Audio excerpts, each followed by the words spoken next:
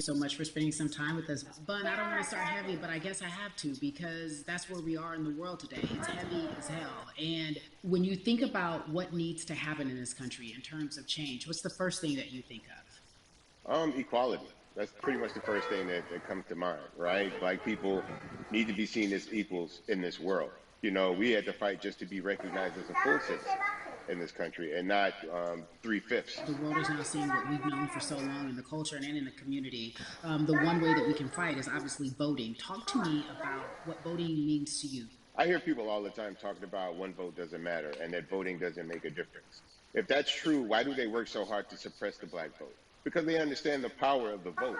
And so it's time that black people collectively also understand the power of their vote.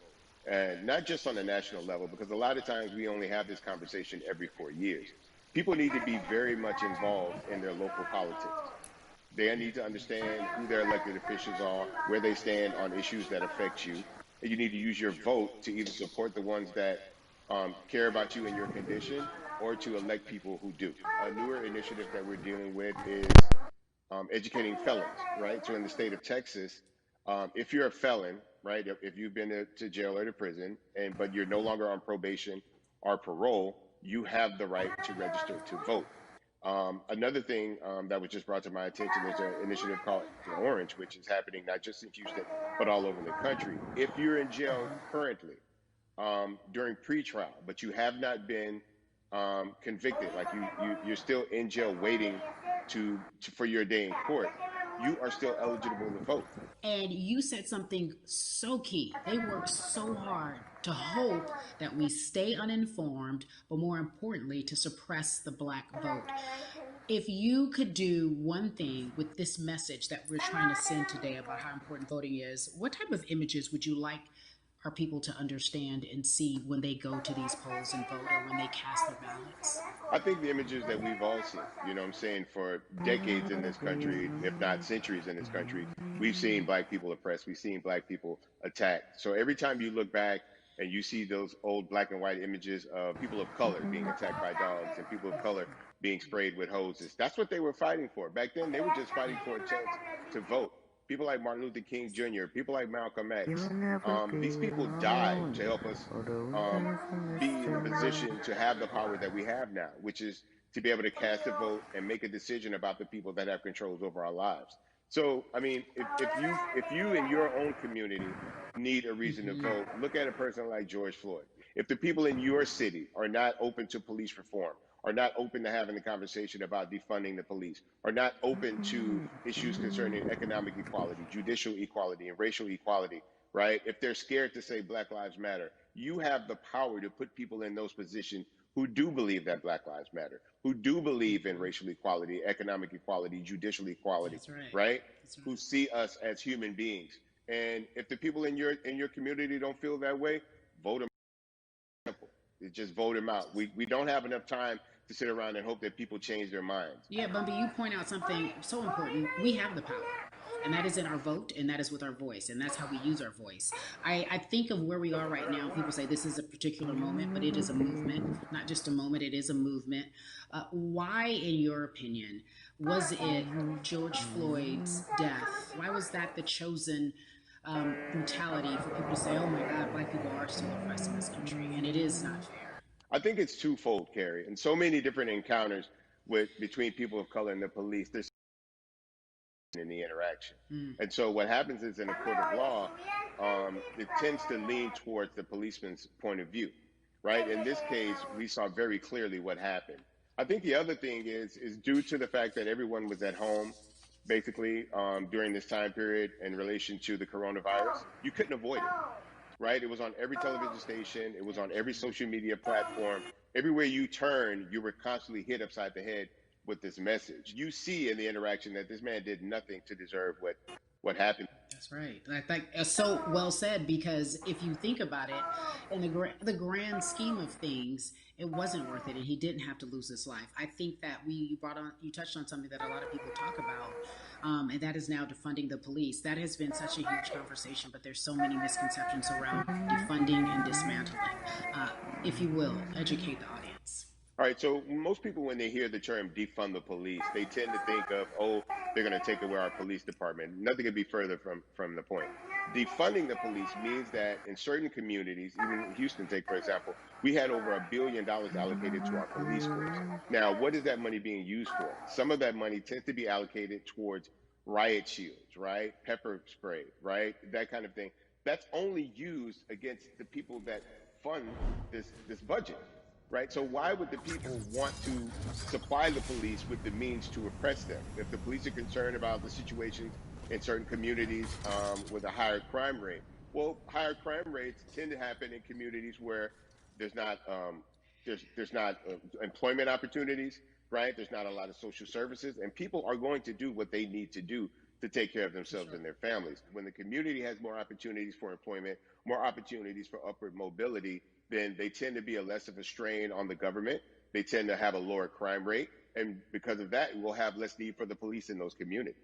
You are passionate about so many different things in terms of making sure that we are holding our leaders accountable. Talk to me about some of the other projects that you're working on. Well, right now, obviously, being a part of More Than a Vote is essential. We're dealing with primaries in this country right now. And we just want to educate people. We want to inform people because people are tired, they're angry, they're concerned, and they want information and they want action. And so we want to make sure that we give them the right information and lead them in the right direction. And we thank the people that do not look like us for standing with us right now, because it's very important that people who aren't black be involved. Because if black people could have gotten rid of racism, we would have done it hundreds of years ago. And so I'm trying to use my voice and my platform just to let people know that if they feel like I do, there's a number of places they can go to enact change in their community. People need to know about how their city council runs. They need to know that they have the ability to speak when city council meets, to let them know that that's not the way that they feel their city needs to be run. Those are not the places that they feel the money of their community needs to be allocated. And Bubby, even a step further, they can run for office in their local community. They can run for positions. Like, people act like they leave it up to somebody else. If you're upset, it's not hard to get on the school board. It's not hard to be a part of the city council. It really isn't. And depending on how small your town is, you could be a mayor. The power is with the people. And we need to just know that that's happening. Absolutely. And it's always been with the people. You know, if you look at Trayvon Martin's mother, Sabrina Fulton, right? She felt that there was a system of racism and a system of oppression that led to her son's death. And so what did she do? She ran for city council and she was elected to city council. Our own former president, 44, Barack Obama, right? Started in the community as an activist, ran for an elected position, became senator, ran for another elected position and became president of the United States. So don't think that you can't make a difference. You know what I'm saying? You don't need a lot of money. You don't need a lot of power. Your voice is enough to make a difference. Amen. I feel like I need to go out and run for something. You gave me a rousing speech there, sir. I'd be remiss if I didn't ask you this. When I talk to my brothers, I have to ask you, as a black man, how are you doing? Are you okay? I'm good. I have a very strong relationship with God, so prayer definitely works for me. I have children and grandchildren who are watching me, who are encouraged by what I do, and they're proud of me right now, you know, and that's really what matters, you know. The change starts at home, you know, so as long as you have a support system that believes in what you're doing and supports you in what you're doing, you have everything you need to go out there and fight the good fight. And for those that don't, there's a community of people here to help you. So you can go to places like morethanavote.org. There are many different places that will encourage you, inform you, and they will put you with groups of people that feel like you, that are ready to take action.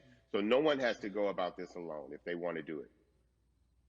Yeah, we're stronger together. People have been saying it, but that has much more meaning now that we are in our movement, not just this moment. Bumby, it has been an education, always a pleasure. Thank you so much. I appreciate you. Keep fighting the good fight. Keep up the good fight.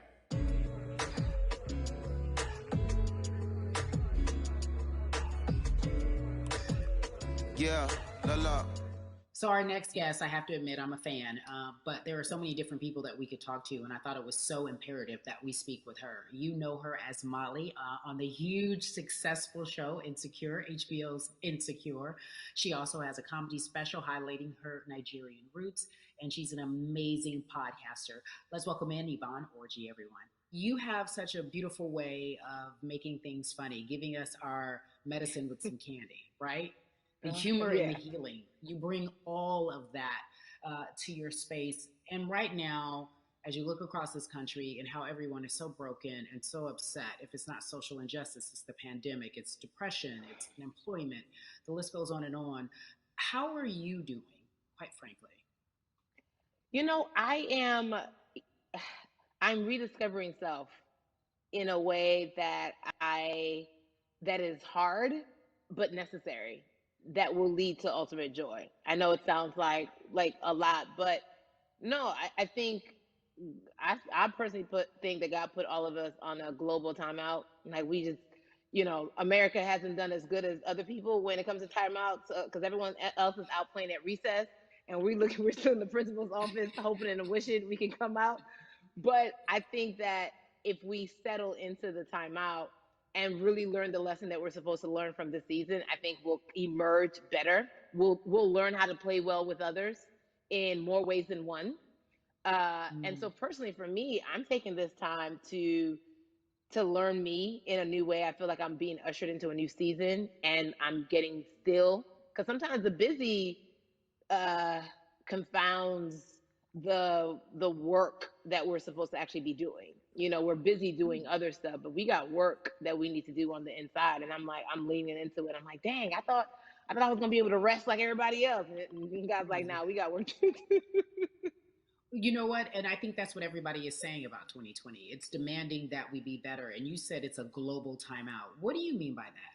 Yeah, it's like, everyone sit down, be humble, to quote the great prophet Kendrick Lamar. But like, no, seriously, sit down and let's reevaluate some things. Let us unearth and shake up the things that we have been trying to hide within ourselves, within our nation. I think America is going through an unraveling right now, a much needed, a much necessary one. And I think all eyes on us, right? There is no, oh, I was on the subway for an hour, so I didn't miss that thing that happened. No, everybody was home. Everybody, was watching when George Floyd died, and everybody, no one could hide it. Everyone was watching when Amy Cooper called the cops. Like, this is a time where it's like, oh, we can't pretend it away. We can't excuse it away. No, no, no, no, no. It's a global timeout. Sit down, watch, and let's learn.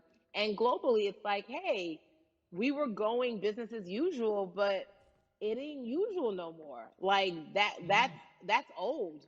Anytime change occurs, it's very uncomfortable.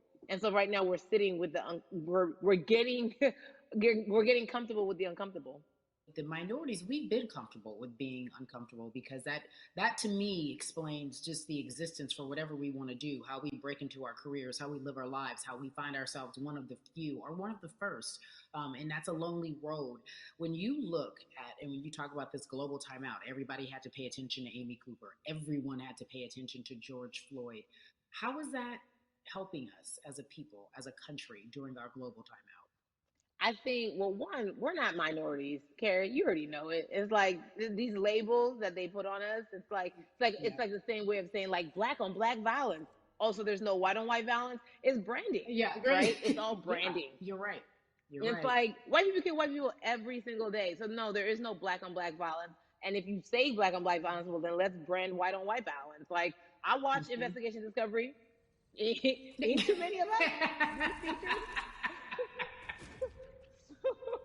So, I just, even like, but to answer your question, what does that do? I think what everyone expected is what has happened in the past when the world was still open, right? In that, okay, you had everyone, from Trayvon Martin to Castillo to Sandra Bland, you had all these lives lost, and black people made some noise.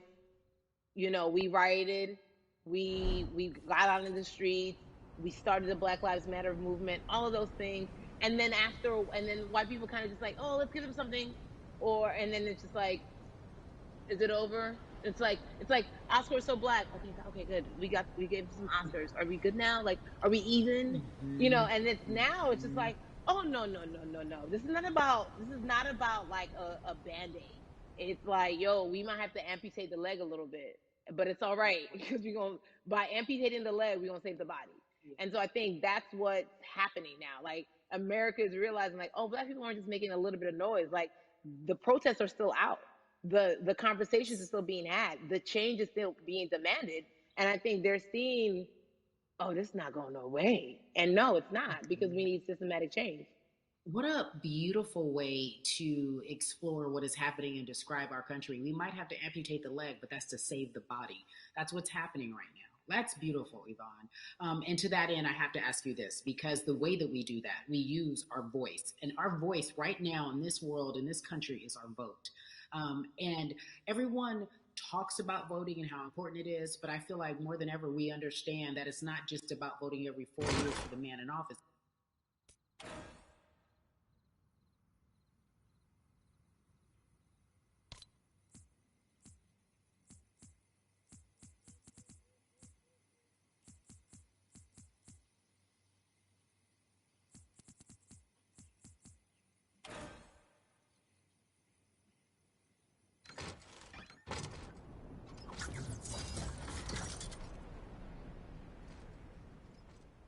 We were able to do it under her.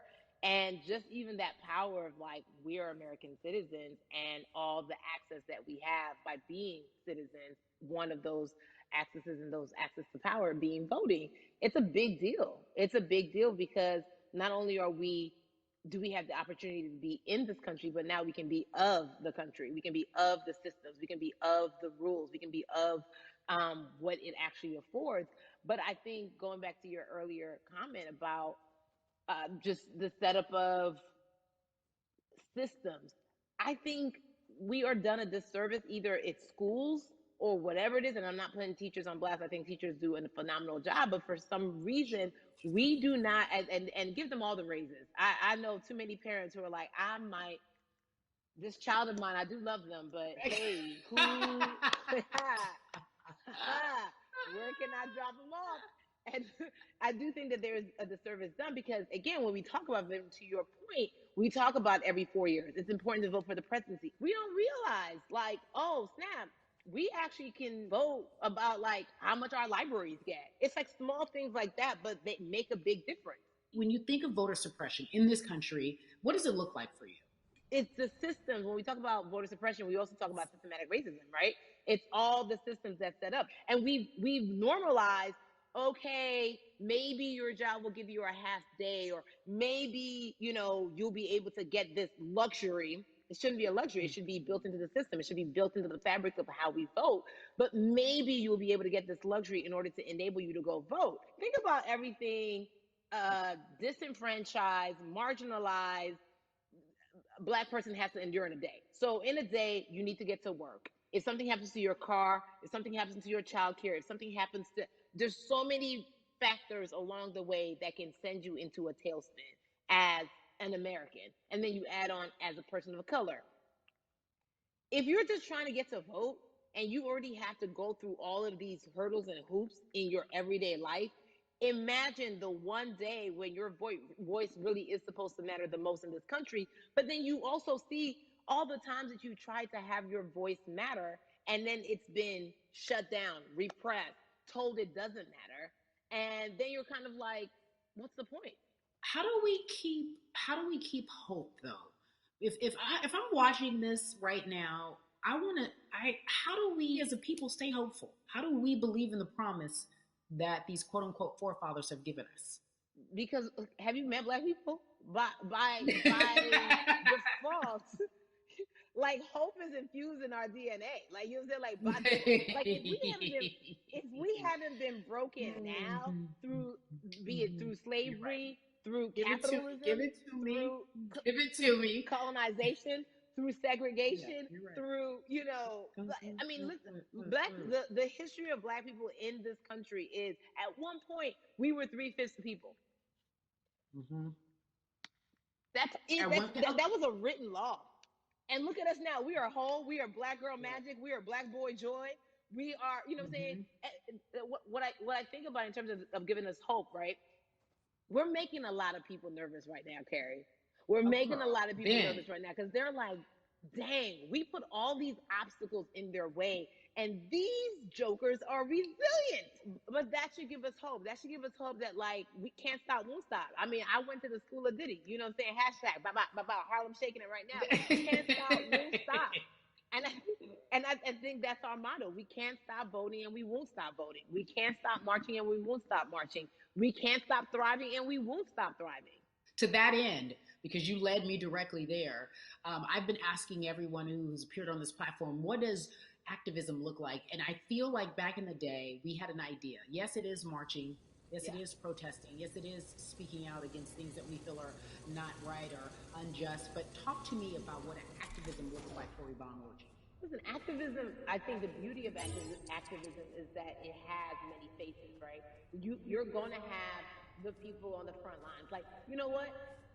Martin Luther King marched, but there were a lot of women who were in the homes like, hey, BT Dubs, when they come back, this is how we support all the people who are marching on the front lines. And we're going to be here doing what we know to do best here. And you know what? Somebody needs to bail them out of jail so now we need to be in the community, getting money or whatever it is. So it's like everybody has a position to play. And so play your position like a shortstop, bruh.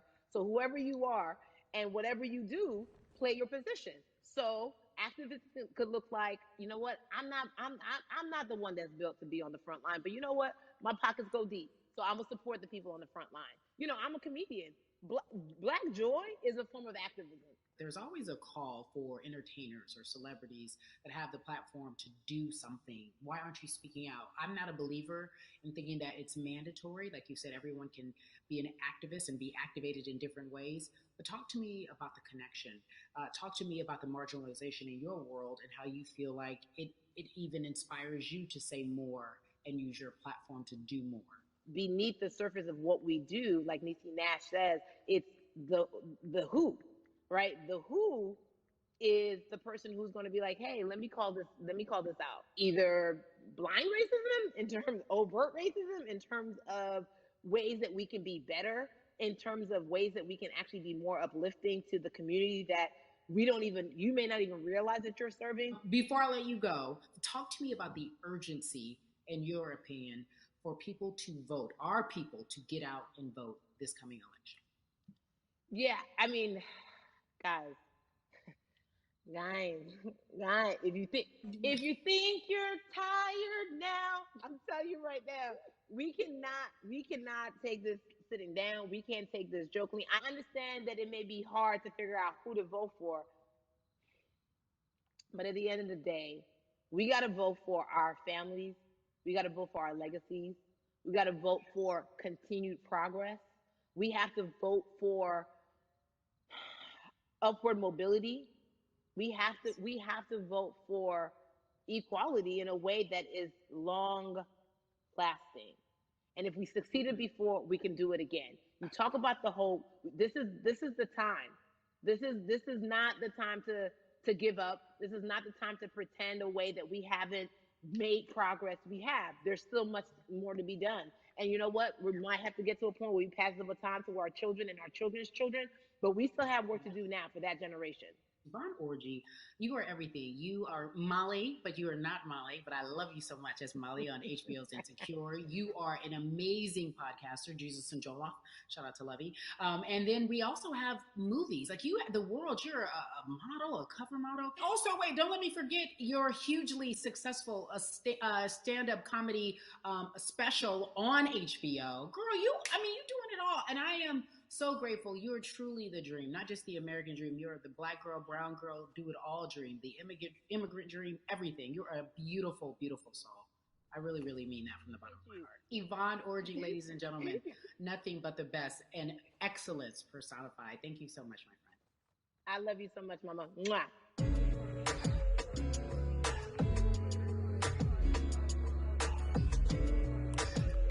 Yeah, la. So Atlanta has been one of the hotbeds in terms of political unrest and social injustice. We've seen so much happen in that city, and we've also seen so much come from that city, including one of our very own founding fathers of the civil rights movement, and that's Martin Luther King Jr. But right now, we want to welcome in someone who has used his platform to talk about voting, to talk about racial injustice, and how he's trying to help. Atlanta's very own Russ joins us now on We the People. Russ, I'm not going to fan out and tell you what some of my favorite songs were that I listened to repeat on yours. We're going to get to the topic at hand. So Amazing. We got to talk about, recently you did an interview where you shared your outlook on culture and music. And you also were very candid about the fact that you have a privilege and that is necessary for you to give back. Tell everybody about what that means. As like it's very obvious, I'm white and I'm in black culture and I'm benefiting financially off of it. So I feel like if you're a white person financially benefiting off of black culture, you have to put finances back into black culture. It's just that simple. The screenshots with your feelings, it just comes off like fake empathy because it comes off very dismissive and very oh, that sucks for y'all, but anyway, back to what I was doing. Have you felt that way always, or is it now because of the time of where we are in this country? I've always had the feeling. I think now it's just obviously elevated. It's a new level, and there's new, it's to the point now where you can't. First of all, you can't not say anything. Second of all, though, I just think saying something isn't enough anymore. I think, if you have the ability to put money back into a culture that you're financially benefiting from, you have the ability to, you should. It's interesting that you talk about it in that way because some people do believe that silence is the best way to go because it's hard to talk race, especially if you're white and you're in the black culture. People just feel as if they can't talk about it. They feel awkward. They feel as if they don't have the privilege or the voice or the words. How do you find yourself right now in terms of interacting with people when they want to talk to you about social injustice, police brutality, what's going on in this country right now? Well, first of all, picking and choosing whether you want to be silent or not about race, that's a privilege in and of itself. But no, I mean, I try to just do my best to listen to the black people around me and the educated black people I have in my life. So I do my best to not act like I have all the answers for everything, especially in a culture that I'm not from. But that's why when we decided to raise the money for Black Lives Matter organizations, when we raised $500,000, we got on the phone with some of the women who started Black Lives Matter. I got on the phone with Tamika Mallory. I was on the phone with Karen Civil and talking with my friends to make sure the money went to like the correct places, and people who really need it. It's just about listening. That's all. It's about listening. Let's talk about that for a moment because the way I think of activism, for me, it looks very differently. It's not necessarily just protesting on the front lines. I think that's great. But what about being an activist in the way in which you have decided to be one? What inspired you? What did it look like? You said you raised money for Black Lives Matter. What did you do? Mm-hmm. Walk us through everything that you did and how you find yourself in this moment right now. So for me, it was 3 years ago, I had like a string of festivals and I decided that I was going to wear t-shirts with a message on them because I figured what better time to use a platform than in front of, a bunch of people. So one of the t-shirts I wore was Speak Up, White Silence is pro-racism, the whole thing. And it didn't really it kind of got swept under the rug back then. But when all this stuff started happening again, and it's been happening, the police brutality against innocent black people, I was like, man, I'm not the biggest artist in the world, and I certainly don't have the most white fans in the world, but I got a good amount of people that I can definitely mobilize and turn into some money, and I know they're down for the cause because it's merch, it's a good thing, and I've always been outspoken anyway, and so how am I going to be in black culture and not be outspoken about racism? And then I got to ask you this because you grew up in Atlanta, so that gives you a heads up, depending for so many people, because you're in the crux of that beautiful black city where there are so many wonderful black leaders, home of so much great music and things that speak to our culture right now. And we are really, really getting our word out, especially with this platform today, and saying that we must use our voice to vote. Talk to me about what the importance of voting for you in this upcoming election. Yeah, so I, full transparency, I had never voted before, ever. And because, I was one of those people who was like, my vote doesn't matter. And, and I don't know, maybe it's because I was younger, maybe it's because I really thought that, or I don't know, but I just think that it's got to, now this is a bit of a privilege to say it's got to a breaking point for me, because obviously it's been past the breaking point for black people. But I think that as a whole, the young people need to get out and vote because we're the ones that never show up. You know what I mean? We never show up to vote. But, we're the future. So it's like, look, we got to go out there and vote, and then whatever happens, happens. But at least we did our part. You got to do your part. You're very candid in saying that you just decided to vote. And I think there's a beautiful irony in the fact that you have your fans saying, because of you, I'm voting. Right. And there's something beautiful about that. But I want to know why now for you. Why in this moment is it important for you to vote? And what hit your spirit to say, yes, this is the time to do it? Honestly, because I think that George Floyd really woke up a lot of people who, including myself, who I was vocal and outspoken about racism. I put it in my lyrics. I put it on T-shirts. I would talk about it in interviews. Like, I was vocal about it. But that video in that moment, I think me along with a lot of other people just kind of was like, all right, like words are simply not enough anymore. We got to do something, whether it's raising money, whether it's voting or all the above. Like we got to do something, and I'm ashamed that it took that for me to be like, I need to raise money and I need to vote. It's a shame. And I don't know, I guess it snapped a bunch of people out of it, and even if you were vocal and whatnot, it's time to actually put your money where your mouth is. It's time to go vote. It's time to just stop talking about it and be about it, and it's been time for that. But like I said, I'm ashamed that it took me this long to actually really, really be about it. But I'm here now. So Russ, we all know that this is going to be your first time voting. Tell me what that experience is going to be like for you in terms of what you're excited about. I think what it's going to do for me. It's going to let me know that I'm contributing to something bigger than myself, and I'm actually putting my money where my mouth is, and I'm being about it. Because for so long, and I know I'm not alone with this, but standing on the outside and just screaming about this and that and this should change, and it's like, all right, but did you vote? And so I know it's gonna feel good to know that I played a small role, and that's the problem. I think the mentality of like, my vote doesn't matter needs to be changed to, my vote, albeit small, does matter. It's a role I'm playing, and if I play my part and you play your part and he and she plays their part, then we make a difference. But it'll feel, I have a feeling it's gonna feel very, very bigger than me. I think when you realize that giving actually feels better than receiving, that's when you start wanting to do your part and contribute. So voting is an easy way to give, Yeah. To whom much is given, much is required, and you have been given a huge platform, and we are so grateful for you, Russ. Philanthropist, artist, community activist, first-time voter. We appreciate you for doing this, okay? Thank you. I appreciate y'all.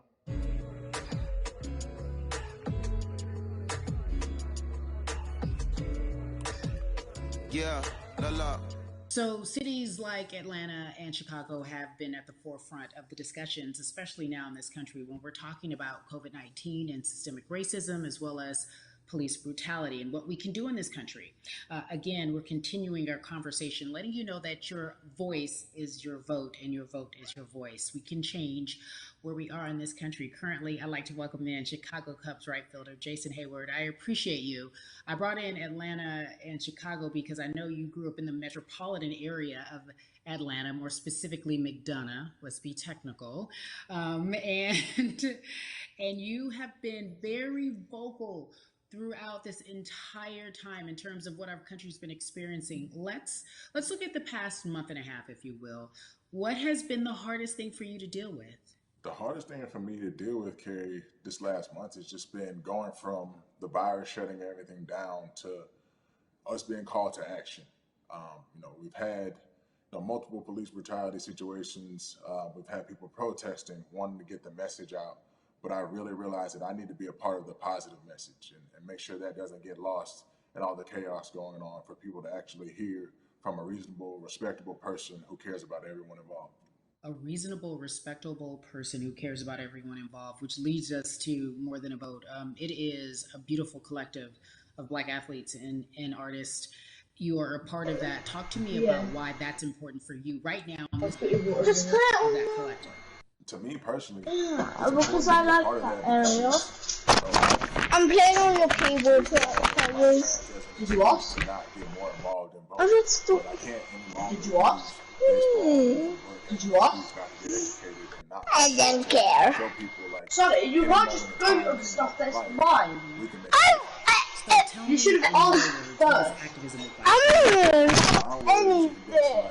I want to know how to play on the PS4 or play on the computer. So I would more likely go on your computer because it's so ugly. we have other people speaking up and realizing, okay, like this is how we go about doing it. And to me, Your computer ran out. entertainment speaking up, like we're trying to do it more than a vote. You said something I thought was so key because covering sports for so long, I know that it's tough for Black players specifically in Major League Baseball to talk about how they feel. Adam Jones did it in a very eloquent way early on, but there are very few that are vocal. You said you all were afraid. Why use that word and why were you afraid? We was afraid because in 2019 there were 68 of us total, and there are 38 teams. There's 25-man roster on each team. There's a 40-man roster, which is on each team as well. And, there aren't many of us, so we're outnumbered in that sense. Not always in a negative way when it comes to our teammates and our clubhouses, but to get to this point, you have to move a certain way. You got to be careful what you say. You can't ruffle feathers. You can't come off in any way. Much like other Black entertainers, much like yourself, probably having to live through life every day. But to get to the highest level, you got to button up. You got to be seen and not heard. So baseball is, like I said, it was time for us to try and speak up and make a difference and show it's okay to do so because we can't be quiet any longer. That is a button up, be quiet, be seen but not heard. That is an expression that a lot of Black folks can relate to in whatever aspect of professionalism that they experience, especially if they don't work for themselves. They just feel that. That is also a socialization that we have as Black folks, especially like you said, if you want to get to the higher level. And for so long, I felt it bubbling right underneath the surface that so many of us who were in whatever positions we were, who had platforms, were tired of pretending and looking the other way and spending so much time making others comfortable while we were uncomfortable. Do you feel that this is the type of movement that is sustainable, or is it just for a time? No, it takes everyone joining in on the conversation. And right now, I feel like more than ever, there is little things as possible to distract from bigger issues. And we saw on draft day, we saw our president, Theo Epstein, holding up the sign saying Black Lives Matter and wanting to include the rest of MLB in that. But now we're having those conversations as well. So I definitely think this is sustainable. And it's not always just going to be the popular thing to do. This is something that people want to get right because they know we care. Jason, you said you think it's sustainable, that what you're seeing, especially with your colleagues in baseball, that this can be something where you're feeling more comfortable, feeling more safe to share how you feel about social injustice and police brutality. What are you doing right now in this moment with your platform to help change how we look at voting and how to educate the culture and the community about voting? Well, first, what I'm doing, Carrie, is joining up with More Than a Vote and joining up with other athletes and entertainers to get that message out and use our platform in that sense as a group, and try to create a brand with this to make it something that's not just about the election coming, make sure that it's about people getting educated for years to come and figure out where to vote and how to vote. We've got people in different areas that cover different demographics and influence different areas of people. And as a baseball player, as a Black baseball player, I feel like now, like we talked about, is finding the time to show people that you can use your voice in this profession. You don't have to be afraid. And to me, that can help a kid growing up. He can see me, he can see other guys that were in the video we posted saying, hey, this is what they're standing for.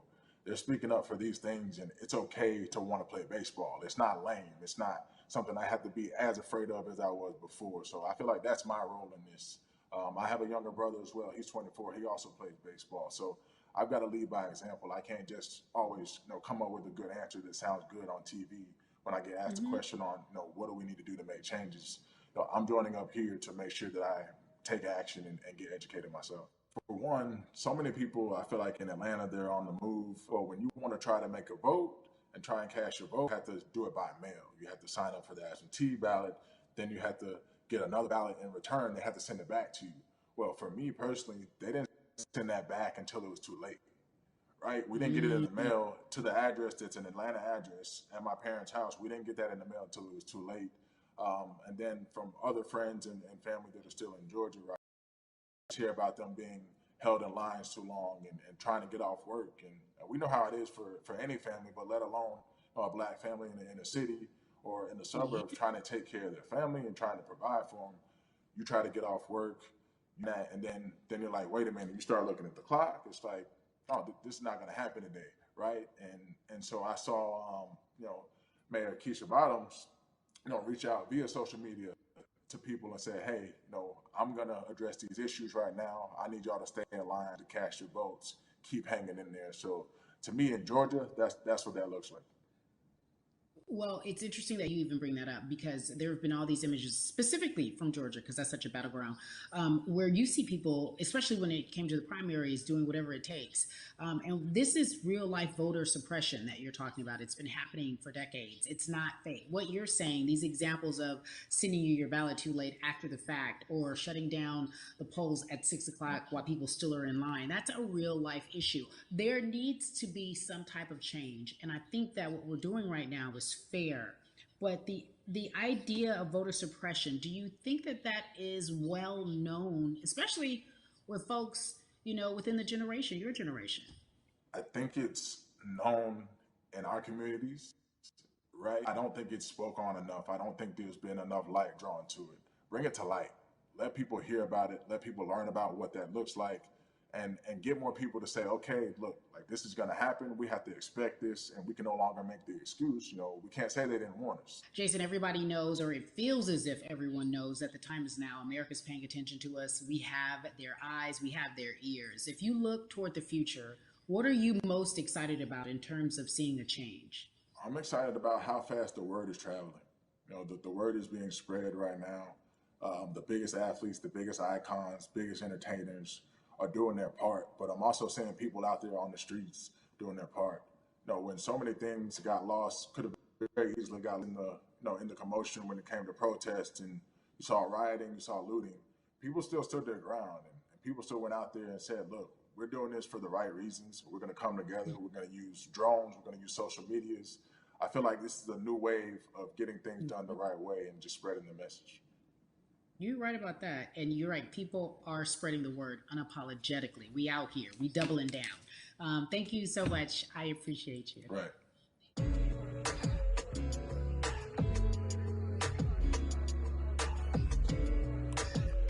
Yeah, la la. Hey, everybody. I am so excited to welcome a friend, a brother, family member, if you will.